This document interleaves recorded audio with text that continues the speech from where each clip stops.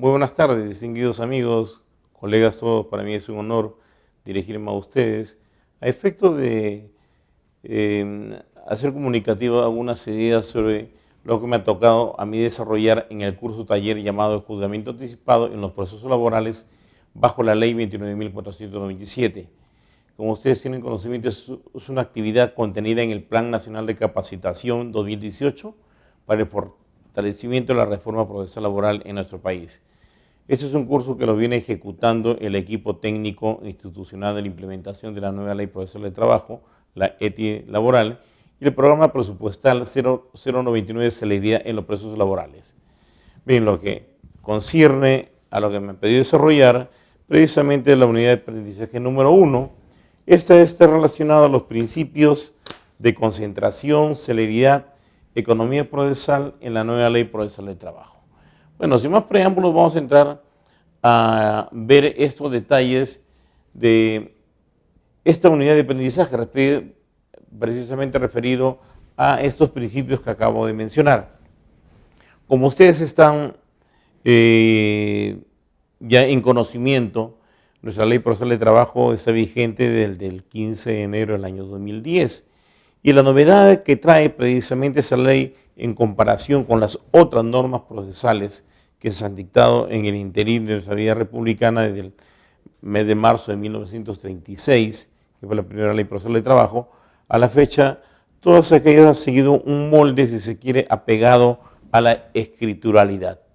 Hoy por hoy, en el título preliminar, dentro de los principios de proceso, precisamente en el artículo primero, se están desarrollando estos principios que van a diferenciar y van a abarcar una nueva pauta en el tratamiento de los procesos laborales en nuestro país.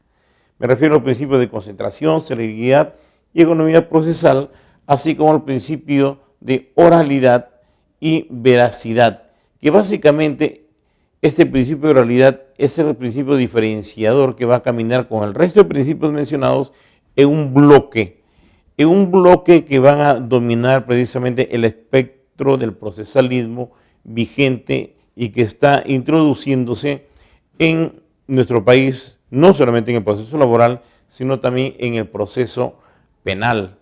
Me refiero al bloque de oralidad, que esto va de la mano con el bloque de constitucionalidad y convencionalidad que están establecidas en el artículo 4 del mismo título preliminar del de la nueva Ley Procesal de Trabajo.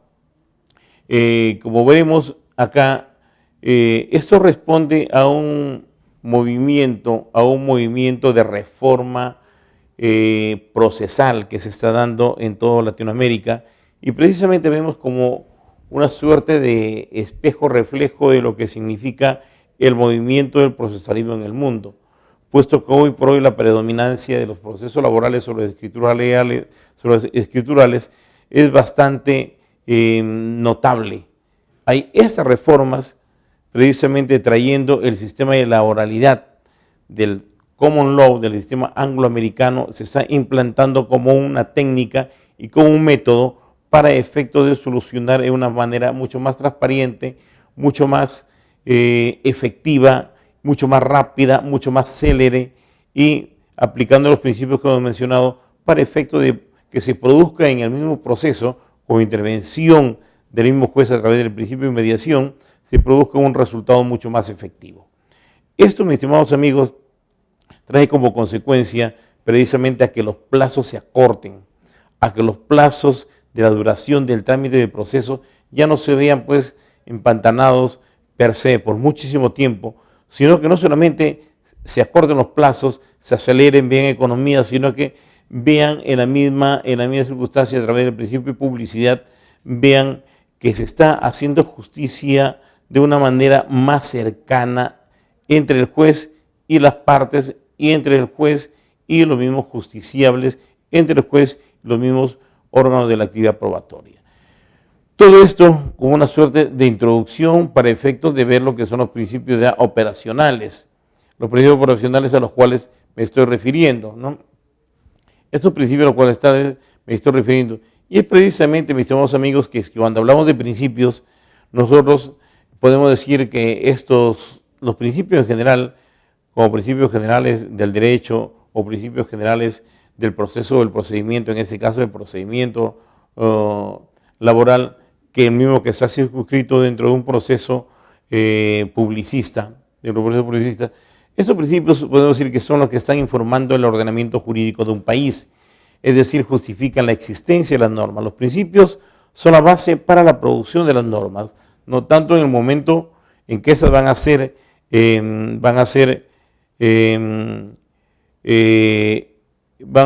promulgadas por el Poder Ejecutivo, por el Poder Legislativo o por delegación por el Poder Ejecutivo, así como para la interpretación, aplicación y sustitución en cuanto se afecte derechos.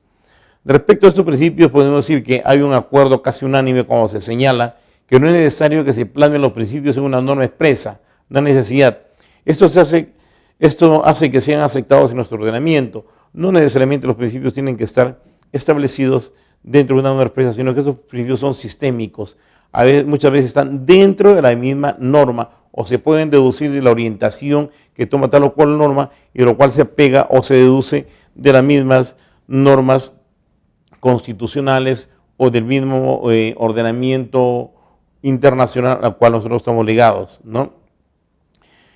Hay muchos autores que han escrito sobre principios, muchos autores que han escrito sobre ello y muchos denominan a los principios laborales constitucionales como tales aquellas reglas rectoras que informan la elaboración de las normas de carácter laboral. Muchas veces sirven de fuente de inspiración directa o indirecta en la solución de conflictos, sea mediante la interpretación, aplicación o integración normativa, ¿no? Esto quiere decir, mis estimados amigos, que una de las fuentes del derecho procesal de trabajo, una de las fuentes es precisamente los principios, como generadores muchas veces de muchas normas que van a reglamentar y van a regular precisamente la contradicción y hacer efectiva el derecho sustantivo que sale precisamente del proceso, ¿no? Puede ser inspirarse de manera directa o indirecta. Estos principios van a ayudar a interpretar la norma para ver cuál es el sentido, porque ninguna norma se puede interpretar por sí sola, es que no se interpreta en el marco sistémico de los principios. De igual manera, su aplicación tiene que utilizarse los principios que van a orientar aquello. Y cuando hay vacíos, cuando hay deficiencias, cuando hay defectos en la norma, tenemos que recurrir a principios para complementar, como son las reglas, como reglas de hermenéutica jurídica. Nosotros hemos sabido que la relación laboral se caracteriza en sí misma por la desigualdad, lo que hace que el empleador devenga en la parte más fuerte e imponente y el trabajador en la parte débil e impotente de la relación laboral, ¿no? Esas definiciones las trabajó el notable jurista ya fallecido don Mario Pascual Cosmópolis, precisamente en una de sus revistas, uno de los artículos publicados en la revista de la Universidad Católica del Perú y la Universidad de Lima, donde él reconoce y hace un análisis de una relación asimétrica entre estas partes, ¿no? En los campos jurídicos y económicos hace la diferenciación precisamente de entrada de lo que significa la relación laboral. De igual forma, en efecto, en el campo jurídico sustancial, el rasgo más característico de la relación laboral es la subordinación. Como ustedes tienen conocimiento de la subordinación, es el elemento diferencial del otro tipo de contratos que pueden haber, que inclusive recuerden ustedes en los códigos civiles de 1836 más o menos, en esos códigos ahí se establecía el contrato de trabajo. Después ha ido superando ya para efecto de ir ganando importancia mucho mayor y hacer un contrato sui generis a la postre de que el contrato de trabajo genera otro tipo de relaciones muy particular y diferente a los otros tipos de contratos regulados en el Código Civil. Y precisamente el elemento diferenciador, como vuelvo a repetir, es la subordinación, ¿no? Y en medio de ello también son los deberes imputables al trabajador. Y en el campo jurídico procesal se constata la capacidad intimidatoria que se puede crear para impedir los reclamos en vía litigiosa y la extensión de la posición predominante en materia de prueba. Nosotros vemos que la posición predominante en materia de prueba la tiene el empleador sobre el trabajador, ¿no?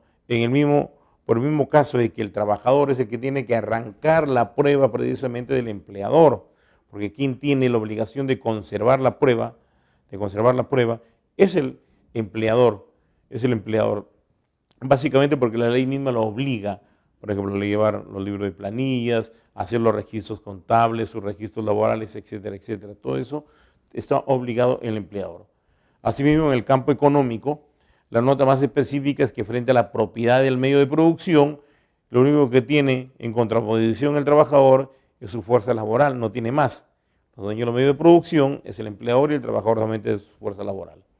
Bien, para hacer frente a ello se afirma que los principios protectores de igualdad compensatoria, por lo cual reconociéndose la existencia asimétrica de la relación laboral que habíamos mencionado, se promueve por la vía constitucional y legal la búsqueda de un equilibrio entre los sujetos de la misma relación, ¿no? Al respecto, hay muchos artículos desarrollados en la Constitución del Estado, entre ellos el 26, que establece pues una pluralidad de principios de dicha naturaleza, el principio protector en todas sus manifestaciones.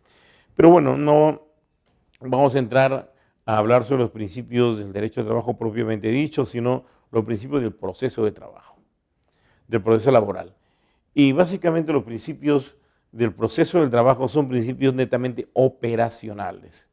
Son principios operacionales que nos van a permitir llegar precisamente al juzgamiento para expedir sentencia dentro de un proceso pues, de inigualdad asimétrica a efecto de tratar de buscar una compensación a esa desigualdad dentro del proceso. Entonces lo que se busca precisamente en el proceso es buscar esa igualdad probatoria, esa igualdad de las partes en el proceso y esa igualdad para efecto de que se produzca la prueba. Y es allí donde el derecho procesal trata de suplir esa brecha de desigualdad, buscando a través de los principios que el juez tiene que instrumentalizar, buscando precisamente que aquello no se dé en el proceso laboral y que el resultado por lo menos sea un resultado que permita a las partes demostrar con certeza y basado en estos principios, demostrar precisamente su verdad que tienen que proponer dentro de su teoría del caso. Bien, entre esos tenemos pues el famoso principio de inmediación. Como ustedes conocen, este principio de inmediación está dirigido básicamente al juez.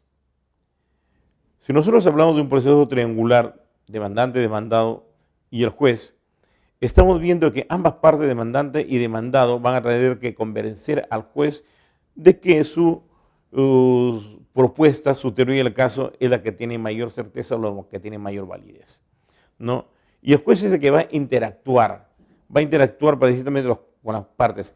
Y este principio básicamente, mis estimados amigos, se encuentra vinculado muy estrechamente a la oralidad, ¿no? La inmediación es una condición necesaria para oralidad. No puede existir oralidad sin inmediación y no puede existir inmediación sin oralidad. Esto es necesario. Están ligados. La inmediación impone que el juzgamiento sea realizado por el mismo juez o por el mismo colegiado, ¿no? Desde el comienzo hasta el final. La inmediación es el acercamiento que tiene el juzgador con todos los elementos que sean útiles para emitir sentencia. Y esto rige en dos planos, ¿no? El primero es en la relación entre quienes participan en el proceso y el juez, lo que exige la presencia física de esas personas. Esto quiere decir la ligación que tiene demandante con el juez, demandado con el juez, y esta triangulación tiene que darse de manera permanente. Este principio de mediación exige aquello y la vinculación que debe haber, ¿no? Es una inmediatez que se hace efectiva a través de la oralidad, como habíamos dicho, ¿no? El juzgador conoce directamente a la personalidad, las actitudes, las reacciones de las partes, del testigo, del perito. En consecuencia, la inmediación es una necesidad porque es una condición material imprescindible para la formación y consolidación del criterio de conciencia con el que será expedido el fallo. Hay autores, por ejemplo, como Eisner, que van más allá, que no solamente con las partes, sino también con los terceros vinculados a ellos, ¿no? Y otro dice que es una ubicación objetiva, que es la material, quiere decir con la documentación, con los medios de prueba, sino también, Eisner dice, es el principio de virtud del cual se procuran que el juez o tribunal se halle en permanente e íntima vinculación personal con los sujetos y elementos que intervienen en el proceso. recibiendo directamente las alegaciones de las partes y las aportaciones probatorias, a fin de que pueda conocer en toda su significación el material de la causa, desde el principio de ella, quien a su término ha de pronunciar la sentencia que la defina. Bien, como vemos, es mucho más amplia esta definición de Eisner. Y ahora la finalidad precisamente de este principio es que el juez que va a resolver el conflicto de intereses o la incertidumbre con relevancia jurídica tenga el mayor contacto posible con todos los elementos subjetivos, intervenientes, hablamos subjetivos, intervinientes, y objetivos, que son los documentos, lugares, etc. Si hablamos de lugares, estamos hablando básicamente de una inspección judicial, donde el juez tendría que concurrir al lugar donde labora el trabajador, ¿no? O al lugar de los hechos, si se trata de un accidente de trabajo, o qué sé yo, depende de lo que demande el petitorio. Todo ello dentro de la conformación del proceso, más exactamente que configura en el texto real del conflicto de intereses o incertidumbre subyacente en el proceso laboral. Entonces, estamos acá dentro de una interacción del juez con las partes, de igual manera con los medios de prueba que da la vinculación objetiva y con los terceros intervinientes, y hacían esto los mismos secretarios de juzgado, el mismo secretario de audio y todas las personas que tienen que ver necesariamente para el desarrollo del proceso, donde el juez es el director, el juez es el que va a tener que necesariamente dar las pautas correspondientes como director del proceso. Todo esto ya no es una suerte de lo que significaba en los procesos anteriores, llámese como por ejemplo con el Decreto Supremo 007-71-TR, donde se llevan a cabo las audiencias en presencia de secretarios y al juez no lo conocían. Al juez simplemente lo conocían por su firma, nunca lo habían visto, nunca habían actuado pruebas frente a él. Ahora no, este modelo exige a través de este principio la interacción de todas las partes intervinientes. Precisamente la cercanía con el drama humano en el proceso se le va a proporcionar al juez mayores o menores elementos de convicción para expedir un fallo que se adecue a lo que realmente ocurrió o ocurre, es decir, a la obtención de una decisión justa. Tiene contacto directo con ello. Va a tener que mediar el juez entre todo esto. Como he dicho, durante muchos siglos, desde el siglo XVIII, ¿no? El juez estaba alejado de los protagonistas del conflicto y todo aquello que constituyen los elementos objetivos de este, es lo que precisamente iba a permitir al juzgador la expedición de decisiones imparciales y justas, ¿no? Don Mauro Capelletti, como ustedes conocen, el famoso autor italiano, afirmó que la separación del juez respecto del conocimiento del conflicto contenido en el proceso judicial que debía resolver garantizaba que no iba a estar afectado por su condición humana, imagínense ustedes, ¿no? Esas son descripciones más o menos que se realizaban respecto a este principio. Un autor colombiano como don Hernando Davis Echandía refiere la existencia de 3 clases de inmediación. Y lo esquematizan muy bien Hernando Davis Echandía, dice, precisamente las 3 clases de inmediación es, uno, la subjetiva, de vinculación con las partes, de referencia a la cercanía del juez con los protagonistas, directos o indirectos de la relación procesal. Otra, la objetiva, que estaba referida a la comunicación cercana entre el juez y los hechos o cosas materiales ligadas a la relación laboral. Y la tercera era la de actividad, que se presenta cuando en el desarrollo del íter procesal la actuación de un medio de prueba produce la información necesaria como para acreditar un hecho o situación distinta, pero igualmente indiscutible al interior del proceso. Entonces, don Hernando Davis mencionaba ese 3 clases de mediación: subjetiva, la objetiva y la de actividad. En consecuencia, tratando de resumir todo esto, el principio de mediación es tal vez el más importante dentro de un sistema publicístico, ¿no? Recuerden ustedes que el mismo Código Procesal Civil establece que la sentencia debería ser expedida por el mismo juez que participó en la audiencia de pruebas. Pero si tal hecho fuese imposible, el nuevo juez está facultado inclusive para pedir la repetición de la audiencia, ¿no? Precisamente porque quien está en mejores condiciones de emitir una sentencia es aquel juez que participó en la audiencia de pruebas. Y no puede sustituirse con otro juez que no conoció la audiencia de pruebas. Delante de él no se actuaron los medios de pruebas, no conoce precisamente cómo sucedieron aquellos hechos. Por eso que siempre se exige o se está pidiendo que sea el mismo juez que llevó adelante la audiencia de pruebas, sea el mismo que lleve a cabo la sentencia. Como una suerte de introducción, ante ello vamos a desarrollar el principio de oralidad, que precisamente es el principio distintivo, es el principio emblemático de todo este sistema. Como yo he mencionado, la oralidad se encuentra presente en el proceso penal y laboral en nuestro país. Hay otros países que desarrollan oralidad en penal, civil, laboral, niños o adolescentes, como el caso de Chile, como el caso de Colombia, y así por el estilo muchos países han ido poco a poco introduciendo la oralidad. Precisamente algunos dicen o mencionan que la oralidad no solamente es un principio, la oralidad en sí es un sistema. Si nosotros vemos y copiamos el modelo americano, que precisamente el modelo americano es el padre de la oralidad, con ellos nace la oralidad, ellos no lo aplican como principio, para ellos es una forma de hacer procesos, para ellos es una forma de hacer, para ellos es todo un sistema, todo un sistema. Nosotros tímidamente hemos puesto principio, ¿no? Pero hay legislaciones como la venezolana que tiene ya rango constitucional, y la manifestación mucho más pura, ¿no? Nosotros todavía tenemos el soporte de papel, pero lo que prima es la oralidad. El soporte de papel simple y llanamente son las actas, pero si nosotros vamos a la oralidad propiamente dicho, es lo que tiene que primar en este tipo de procesos. Olvidémonos ya poco a poco del escrito, del recurso, del papel, en mérito de ese principio. Vean, este principio de oralidad es un principio estrechamente ligado a la sencillez, porque lo que busca es facilitar al trabajador la defensa de sus derechos, aunque la mayoría de los juzgados en esta materia, así como en la civil, hasta las copias que tienen que pedir por escrito, y esto ya, como voy a repetir, debe pasar a la historia, ¿no? Lo que se requiere es que en el proceso laboral prevalezca la forma oral antes que la escrita. Solo así el juez puede obtener una impresión más cercana de los hechos al conflicto mismo. En el proceso escrito, las partes escriben sus versiones y a través de los escritos llega a conocimiento del magistrado, ¿no? En el proceso oral, los litigantes y terceros hablan directamente al juez y éstas tienen la posibilidad de darse cuenta de las falsedades o sofismas y de inmediato exigir las aclaraciones y precisiones, ¿no? Para los litigantes, ¿qué significa la oralidad?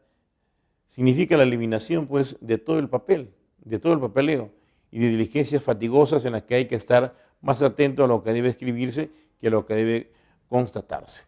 Por otra parte, la oralidad permite el cumplimiento de esos principios como de celeridad, veracidad, inmediación, concentración, que son los principios que me han pedido que me ocupe precisamente en esta unidad.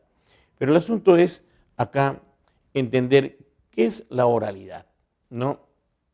Porque antes de entrar a definir lo que es la oralidad, hay que ver que en la medida en que prevalezca la oralidad en los procesos, los jueces tendrán menos oportunidad de evadir su obligación de dirigir personalmente los diferentes actos y diligencias que le permitan una mejor y más rápida administración de justicia. Justamente en el proceso laboral, en el proceso laboral, constatamos que la mayoría de los magistrados, lejos de esforzarse por cumplir con la mediación o la conciliación, por citar un ejemplo, no se intenta simplemente porque le resulta más cómodo encerrarse en su despacho de repente hacer una sentencia. Eso quizás pasa a un segundo plano cuando el juez toma conocimiento directo de las partes con la aportación de la prueba y se convence, no por lo que está escrito, no por la instrumental o lo documental, sino por la constatación de esos documentos con las versiones de los testigos o quienes produjeron esa documental, para ver precisamente si lo que refleja ese documental es lo que en realidad sucedió. Y es la contrastación precisamente del medio de prueba documental con los partícipes a través de la inmediación y utilizando la oralidad. Nosotros tenemos que ver acá distinguir la oralidad. Muchos de nosotros hemos escuchado hablar de oralidad a través de la historia y muchos piensan inclusive de manera equivocada que oralidad ha habido durante todos los tiempos, ¿no? Si nosotros vamos a los juicios que hicieron en el Sanedrín, recuerdan ustedes, el Sanedrín fue el jurado o el tribunal que juzgó a Cristo, ¿no? Hubieron pues allí imperios orales. Pasemos de la edad de medioevo, citémonos más o menos en la época de la España de la época del medioevo, donde habían pues las cortes de Cádiz, no se utilizaba mucho el papel. simple y llanamente se utilizaba pues el verbo, la palabra o la oratoria para convencer. Entonces, si nosotros estamos diciendo, vamos a decir, ¿qué es la oralidad? La oralidad es el uso de la palabra, el uso de la palabra, el uso de la oratoria. Acá vamos a confundir muchos aspectos para poder tratar de justificar situaciones que han ido a través del tiempo evolucionando. Oralidad no es igual que oratoria. La oratoria es parte de la oralidad. La oralidad, estamos hablando de una categoría procesal ya superior, mucho más completa. Porque la oratoria, en primer lugar, debemos entender que es el arte de hablar con elocuencia, el arte de hablar en público. Y eso lo decían los mismos griegos hace mucho tiempo atrás. En segundo lugar, es también un género literario, la oratoria, ¿no? Formado por el discurso, la disertación, el sermón, el panegírico, sin contar con otras, precisamente, figuras literarias, ¿no? En este segundo sentido más amplio se aplica en todos los procesos comunicativos hablados, tales como la conferencia, la charla, exposiciones o narraciones. En todos los procesos se aplica la oratoria y su finalidad por lo general es persuadir, ¿no? Esta finalidad de lograr la persuasión del destinatario es la que diferencia la oratoria de otros procesos comunicativos orales, ¿no? Como la narración, como le decía, ¿no? Son varios procesos comunicativos. La exposición es una charla. Precisamente la oratoria persigue a eso. No, la oratoria entonces es el arte de hablar con elocuencia, el arte de hablar con dicción, el arte de hablar bonito, que no es necesariamente, vuelvo a decirles, oratoria, ¿no? Perdón, no precisamente es oralidad. La oratoria es el sentido, arte de hablar con elocuencia. De allí pasamos a otra categoría superior, precisamente, otra categoría superior a la oratoria, que es la retórica. Y la retórica se va formando como una disciplina transversal a distintos campos de conocimiento, como es la ciencia de la literatura, la política, la publicidad, el periodismo. Tiene un amplio mucho más margen la retórica, ¿no? Que precisamente se ocupa de estudiar y de sistematizar procedimientos y técnicas de utilización del lenguaje puesto al servicio de una finalidad. ¿Cuál es esta finalidad que tiene la retórica? Persuasiva y estética del mismo, añadida a su finalidad comunicativa. Vean ustedes, estamos hablando de un grado ya mucho mayor de lo que es la oratoria, precisamente la retórica. Históricamente la retórica tiene su origen en la Grecia clásica, ¿no? Donde se entendía en palabras de los tratadistas clásicos como el ars bene dicende, o el arte de decir bien. Esto es la técnica de expresarse en el manejo adecuado para lograr una persuasión del destinatario, de un destinatario. La retórica se configura precisamente como un sistema de reglas y recursos que actúan en distintos niveles de la construcción de un discurso. Tales elementos están estrechamente relacionados entre sí y todos ellos repercuten en los distintos ámbitos discursivos. Entonces, con esto podemos decir, mis estimados amigos, de que el grado mayor de la oratoria es la retórica, es el arte de hablar bien y convencer, entonces dirigido en distintos amplios. En distintos campos, ¿no? Para llegar nosotros entonces a definir lo que es oralidad como un sistema procesal, podemos decir precisamente que es la utilización de la oratoria y la retórica, ¿no? Que utilizan o deben utilizar las partes para convencer al juez precisamente a través de la utilización de las técnicas de litigación oral, de las técnicas de interrogación oral y técnica de interrogatorio, convencer de que su teoría del caso es la más adecuada y la que sucedió precisamente en la reconstrucción de aquellos hechos. Y la finalidad es lograr una sentencia fundada en derecho. Entonces van a ver ustedes que la oralidad, desde el punto de vista jurídico procesal, no solamente es oratoria, no solamente retórica, sino es el uso precisamente de las técnicas de litigación oral para demostrar la teoría del caso. ¿Demostrar a quién? Al juez, ¿no? ¿Con qué finalidad? Con la finalidad de que se emite una sentencia que ampare el derecho que la parte postula. ¿Y cuál va a ser el logro precisamente de aquello? Es que utilicen bien las técnicas de litigación oral, que utilicen bien las técnicas de interrogatorio, que utilicen bien las técnicas de objeciones. Eso es más o menos el contexto que se establece o se desarrolla dentro del marco de lo que significa oralidad. Esto nosotros podemos ver que la oralidad pues no solamente está plasmado en nuestro país, hay países como Colombia que tienen la ley 1149 que trata del 13 de julio de 2007 donde han utilizado todo ello.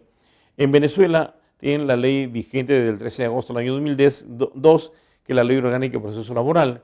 En Ecuador, la ley número 13 del año 2013, la ley número 24 del año 2004 y la número 43 del mismo año, que crean el proceso oral en materia laboral actualmente en vigencia.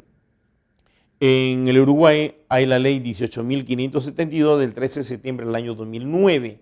También establece la oralidad. Debo hacerles mención de que esta ley 18.572 en el Uruguay se encuentra precisamente con un proceso de inconstitucionalidad en el Tribunal Constitucional en Uruguay, pero bueno, esperemos que eso se solucione para efecto de ver oralidad plasmada y un poco de ligada del Código General de Procesos que está imperando en el Uruguay desde hace mucho tiempo, ¿no? Bien, nosotros, como podemos ver, la oralidad implica la existencia y la prevalencia, pues, y la prevalencia de lo oral sobre el escrito, ¿no? Precisamente sobre esto es lo que los jueces tienen que conducir el proceso, y sobre las disposiciones orales son las que debe sentenciar, ¿no? Entonces, la conducción del proceso, la actuación de los medios probatorios y la expedición de sentencia es sobre los postulados orales que se van a introducir en el proceso. Y eso está establecido en el artículo 12 de nuestra nueva ley procesal de trabajo. Eso está referido a todos los procesos por audiencia. Bueno, entonces seguimos con el principio de celeridad. Esos son otros de los principios que importan a este bloque que acompaña a la oralidad. Y podríamos decir que la celeridad es una consecuencia precisamente de la oralidad, y es un principio que va a acompañar a la oralidad.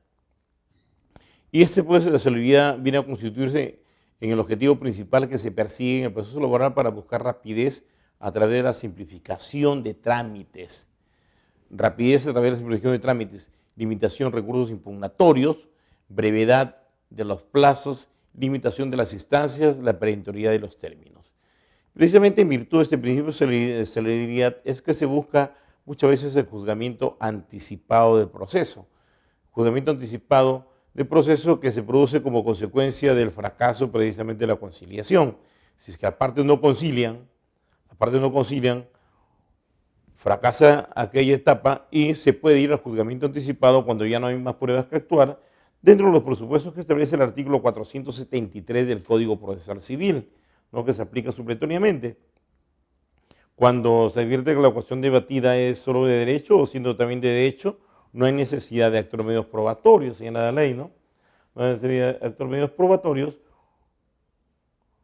alguno en audiencia respectiva, o queda consentida la resolución que declara bueno saneamiento del proceso. El saneamiento del proceso no tiene que ver mucho acá porque eso se establece en la sentencia de mérito.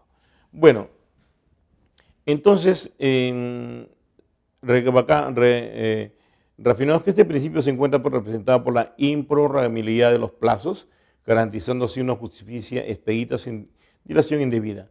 La nueva ley procesal de trabajo en el artículo 47 establece que excepcionalmente y por la falta y por la complejidad del caso, el juez puede diferir el fallo de su sentencia dentro de 5 días hábiles posteriores a la conclusión de los alegatos. En consecuencia, mis estimados amigos, este principio de oralidad es el que nosotros tenemos que apegarlo precisamente al cumplimiento de los plazos, ¿no? A la improrrogabilidad de aquello. No hay plazo que se pueda, no se puede añadir plazo sobre plazo, no se puede romper. Si la ley nos dice, señores, la excepcionalidad para expedir sentencia 5 días, pues no puede ser ni 6 ni 7, porque estaríamos yendo contra el principio de celeridad. Si nos dice, la misma norma dice, señores, ustedes tienen que dictar el fallo dentro de 60 minutos, pues tenemos que dictarlo, porque romper ese término significaría ir contra el principio de celeridad, ¿no? Porque vemos ustedes que la excepción precisamente muchas veces se hace regla y se rompe todo el esquema que nuestra nueva ley impone. Lo que se busca precisamente en el sistema publicístico busca es promover a los justiciales a través de instituciones reguladas una justicia rápida. Dice, la concreción del principio de celeridad a través de otras instituciones procesales es el método regular de hacerla efectiva. Podetti, un autor italiano, señala y dice, en tres direcciones principales dentro del proceso actual debe encaminarse la reforma que intenta establecer el principio de celeridad. Ellas son los plazos para realización de actos procesales por las partes. 2. El régimen de la prueba y los plazos para que los jueces dicten resoluciones. Entonces tenemos acá las tres direcciones principales de este principio que dice Podetti, precisamente los plazos para la relación de los actos procesales por las partes. 2. El régimen de la prueba. Y 3. Los plazos para que los jueces dicten resoluciones. El asunto es cumplir con estos plazos. Cumplir con estos plazos. El asunto de carga procesal, que muchas veces nosotros decimos hay mucha carga procesal, pues el asunto de manejo. Ya sean, si la carga procesal es excesiva, hay que ver que el Poder Judicial cree mucho más órganos jurisdiccionales, pero previamente, antes de ir a la solución fácil, decir que se creen más órganos jurisdiccionales, ver y buscar un nuevo método de trabajo para efecto de minorar las cargas. Y eso pasa por reformular todo un método de trabajo que implica desde la calificación de las demandas, de la calificación de demandas deficientes, y precisamente desde allí empezar a acortar esto para que en puridad llegue a sentencia y vayan descubriendo plazo por plazo aquellos procesos que verdaderamente merecen llegar a sentencia o no, o aquellos procesos que precisamente después de pasar todos estos filtros merezcan precisamente establecerse. Es cuestión de método de trabajo, es cuestión de organizar bien aquellos aspectos tanto administrativo, básicamente el aspecto administrativo, y que aquello sirva como una suerte de un colador para efectos de que, pasado ese filtro administrativo, lleguen los que verdaderamente deben llegar al aspecto jurisdiccional. ¿Okay? En consecuencia, lleguen totalmente en puridad para que sean resueltos por el juez. Vamos a ver otro principio, que es el principio de concentración procesal. El principio de concentración procesal es la consecuencia lógica del principio de inmediación. Están todos ellos, como lo digo, todos ellos están vinculados, inambricados entre sí, muy vinculados estrechamente. Es un bloque de principios, los que hemos mencionado, liderados precisamente por regularidad, publicidad, celeridad, concentración, inmediación, economía procesal, y como principio distintivo propio, exclusivo y excluyente del principio de procesos laborales, el principio de veracidad, que lo va a hacer diferente a todo este mismo bloque de principios que están en el Código Procesal Penal vigente, pero lo va a hacer diferente el principio de veracidad, que no está en el Código Procesal Penal. Pero el resto del principio sí está, porque en ambos tiene oralidad. Precisamente este principio de concentración nos establece que cualquier organización judicial fracasaría si la participación obligada del más importante de sus personajes, el juez, ocurriese en un número indeterminado de actos procesales, ¿no? Es imprescindible regular y limitar la realización de estos, promoviendo su ejecución en momentos estelares del proceso para darle factibilidad a la necesaria presencia del órgano jurisdiccional. Tal acumulación de actos procesales bajo la forma de audiencia no solo determina que el juez pueda participar en todas ellas, sino que además le otorgará una visión de conjunto de conflictos que va a resolver. Este principio de concentración, precisamente, mis estimados amigos, se reduce en decir lo siguiente, ¿no? El principio de concentración se caracteriza precisamente por realizar el mayor número de actos procesales en el menor número de audiencias. Mayor número de actos procesales en el menor número de audiencias. ¿Ok?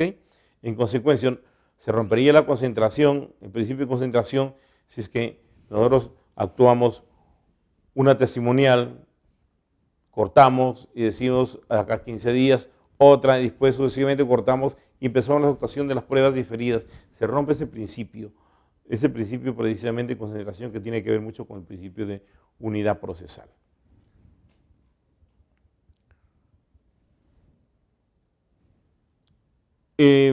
Retomando un poco también al principio de celeridad procesal, nosotros habíamos manifestado que el principio de celeridad procesal es de manifestación concreta del principio de economía procesal. por razón del tiempo, ¿no? Ese principio de celeridad procesal se expresa a través de distintas instituciones del proceso, como por ejemplo la perentoriedad o improrrogabilidad de los plazos, o en principio como el del impulso procesal de oficio, ¿no? Este principio se presenta de forma diseminada a lo largo del proceso, por medio de normas impeditivas, asignadoras a la dilación innecesaria, así como a través de mecanismos que permitan el avance del proceso con presidencia de la actividad de las partes. Entonces van a ver ustedes que hay facultades inclusive que otorga la norma al juez para efecto de sancionar conductas que son contrarias a la celeridad procesal, y lo que uno buscan es precisamente la dilación del proceso. Entonces el enemigo de la celeridad del proceso es la dilación. La celeridad procesal es la regla que va a tratar de evitar la dilación innecesaria del proceso. Es necesario además tener en cuenta la especial naturaleza de los derechos controvertidos en un proceso laboral. Hay derechos por el mismo carácter alimentario que tienen, que son las remuneraciones de los beneficios sociales, que eso necesitan una urgentísima tutela, ¿no? Puesto que del trabajo, precisamente, del titular, es que va a vivir su familia. De igual manera, la preservación del vínculo laboral, ¿no? A efectos de que esto se dé en todo el trato sucesivo de la relación laboral. Los derechos fundamentales, como son la dignidad, igualdad de trato, la vida privada, descanso y el tiempo libre, que también son derechos controvertidos en un proceso laboral.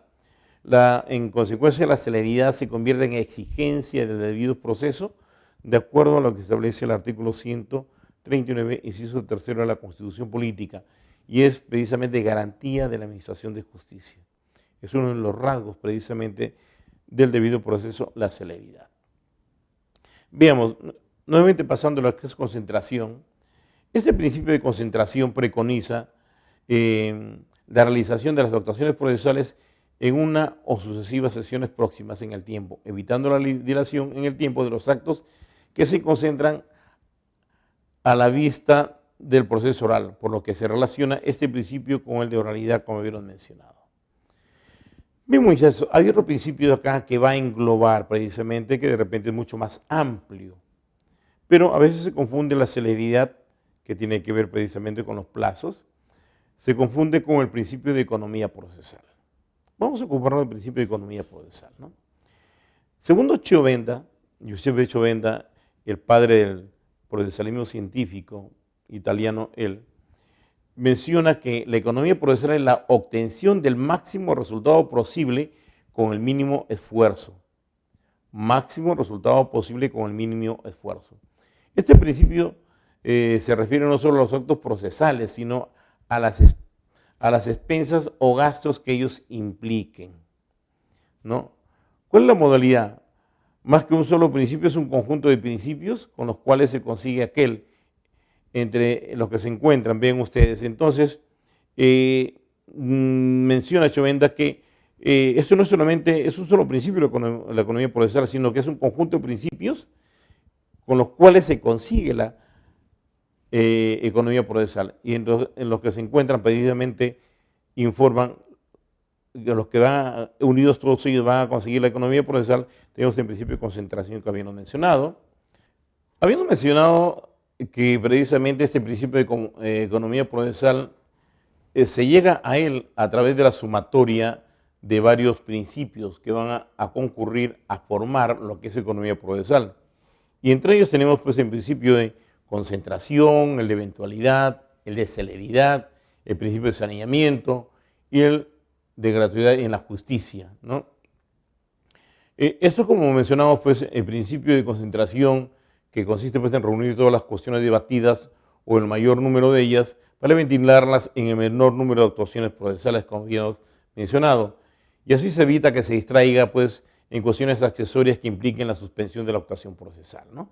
Ven ustedes, es una parte, una porción el principio de concentración. El de eventualidad, que guarda estrecha relación con el de preclusión, pues toma como referencia las fases o términos del proceso. Consiste en que si en determinada etapa o estanco del proceso una parte realiza varios actos, debe llevarlas a cabo de manera simultánea y no sucesiva. Esto es, todos en el mismo lapso y no primero uno y luego otro. Este principio de eventualidad, por ejemplo, informa el propio hecho de la obligatoriedad que tienen las partes de ofrecer el medio de prueba conjuntamente con lo que están postulando.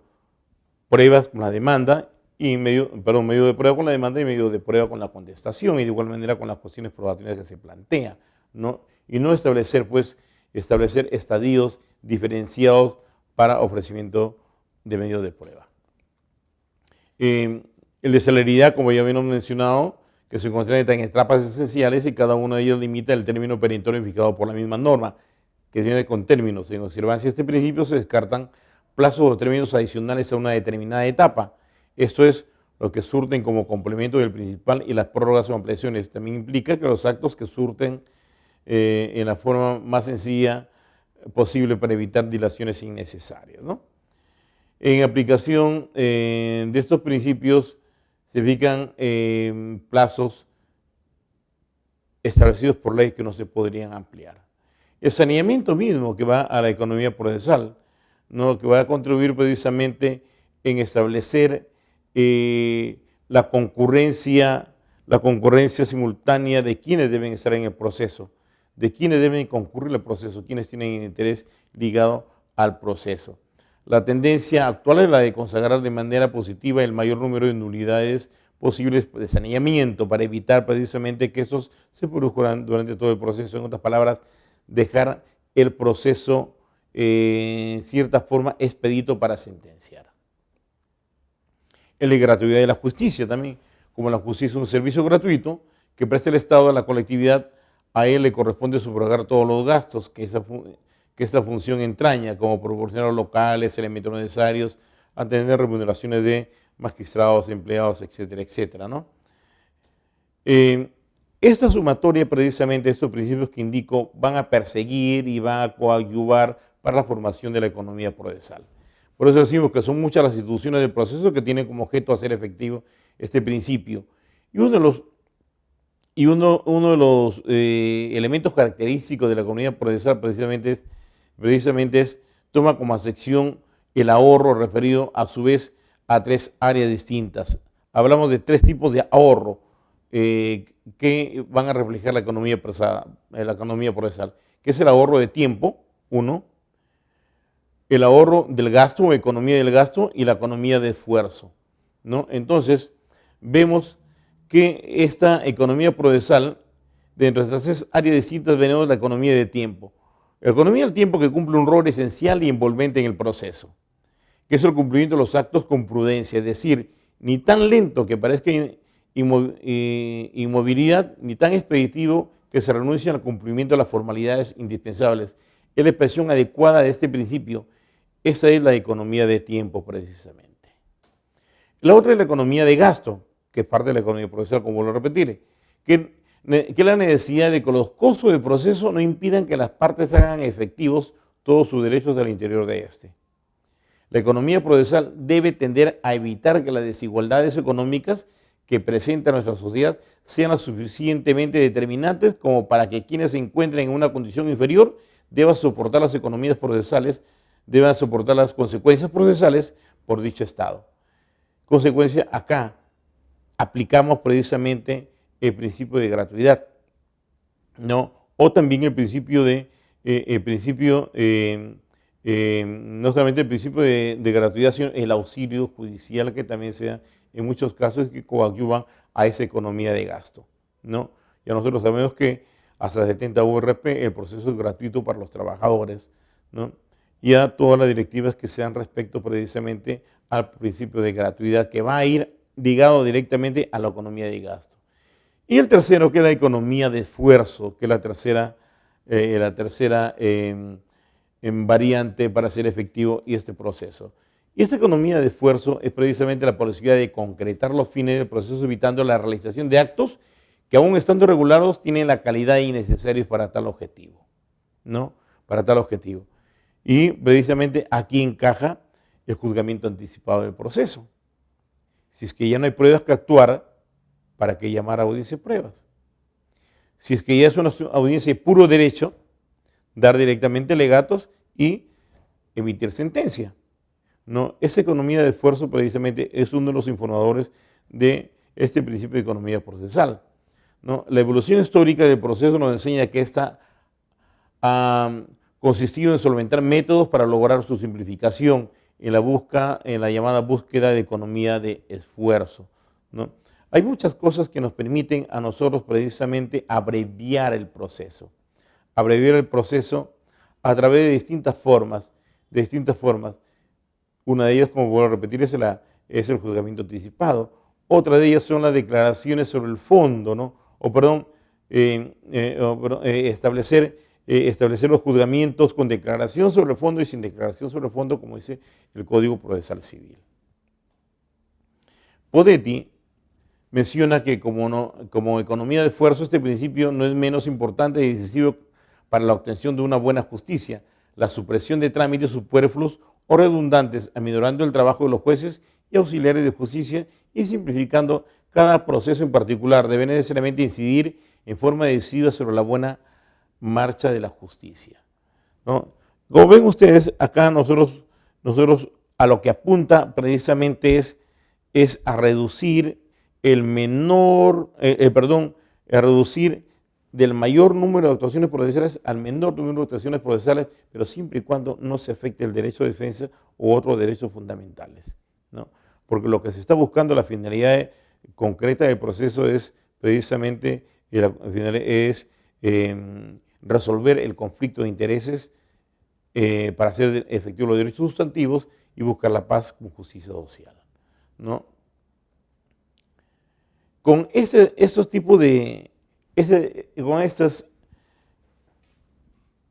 Corta, por favor. Como vemos, hemos tratado de abordar muy someramente estos principios establecidos pues, en el artículo primero del título preliminar de la nueva Ley Procesal del Trabajo. Hemos visto lo que es inmediación, lo que es oralidad, concentración, celeridad, economía procesal y el principio de veracidad, que está ligado directamente al principio de primacía de la realidad. El principio de veracidad precisamente es un principio instrumental, es un principio que va a permitir la realización del principio de primacía de la realidad en un contexto procesal, dado que el otro principio es un principio netamente del derecho sustantivo laboral, ¿no? Este principio, el principio de veracidad es el instrumentalizador precisamente del principio que habíamos mencionado. Toda esta gama de principios, mis estimados amigos, son precisamente toda la artillería pesada que tiene la nueva Ley Procesal de Trabajo.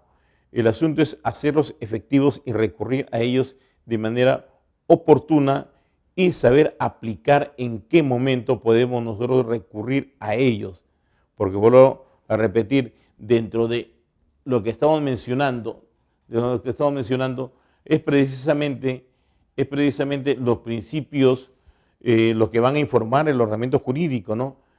Van a justificar la existencia de las normas para su producción, interpretación y aplicación. Y podemos decir que hay un acuerdo casi unánime cuando señala que no es necesario que se plasmen los principios de una norma específica.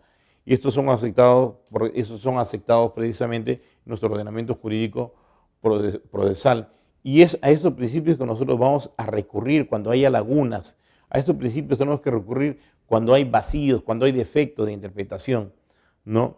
Y hablamos de normas procesales precisamente, son las que van a suplir ellos, no solamente los que están allí, los que me han pedido que me ocupe, sino de una serie de principios que se van a deducir del mismo cuerpo legislativo de nuestra Ley Procesal de Trabajo. Ante ello hay que diferenciar acá en qué momento el juez puede utilizar para determinar y delimitar lo que nosotros conocemos como parcialización y lo conocemos como partialización, ¿no?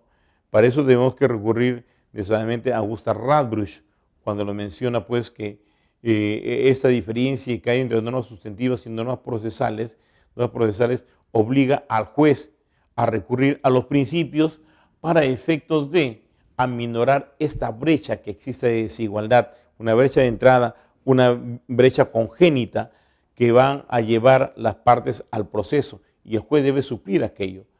Pero eso no significa que el juez debe suplir las obligaciones que las partes tienen dentro del proceso, Lo que el juez debe suplir es la desigualdad, no debe suplir a la parte. ¿Ok?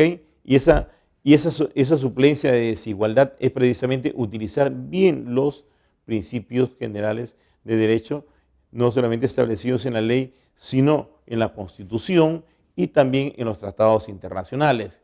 Y la utilización adecuada y debida del juez de estos principios va a implicar el uso precisamente de la parcialización a la cual le está permitido a los jueces sociales. Porque ir a suplir a la obligación de la parte, ya no estamos hablando de parcialización, sino de parcialización, y aquello sí está vedado a los jueces y ya no sería juez, sino se estaría convirtiendo en defensor de las partes, lo cual está prohibido. Esa es una de las características principales que debemos nosotros tener muy en cuenta para diferenciar la parcialización de los jueces sociales, por lo cual es obligatorio, y diferenciarla de la parcialización. Bueno, amigos, les agradezco la paciencia que han tenido de escucharme y cualquier cosa siempre estaré atento a su comunicación para efectos de las aclaraciones que ustedes crean convenientes. Muchas gracias.